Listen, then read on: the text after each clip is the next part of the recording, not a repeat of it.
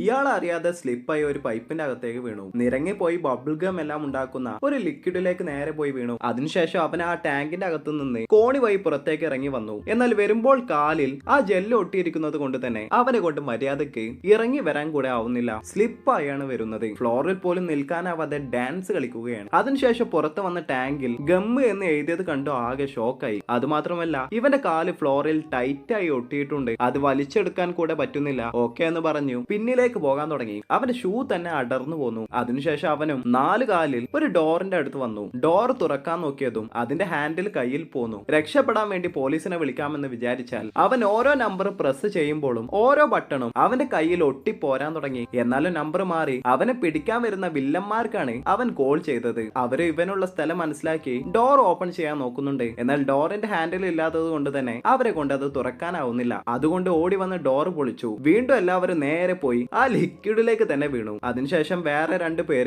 ഏണി വഴി മുകളിലേക്ക് വരുന്നത് കണ്ടതും അവരുടെ മേലേക്ക് ഒരു ബക്കറ്റ് ലിക്വിഡ് എടുത്തൊഴിച്ചു. എന്നാൽ പിന്നാലെ വന്ന മെയിൻ വില്ലനെ കുറെ മാർബിൾസ് അവനെ നേരെ എറിഞ്ഞു. അവന് നേരെ സ്ലിപ്പായി ആ ലിക്വിഡിന്റെ അകത്തേക്ക് തന്നെ ചെന്ന് വീണു.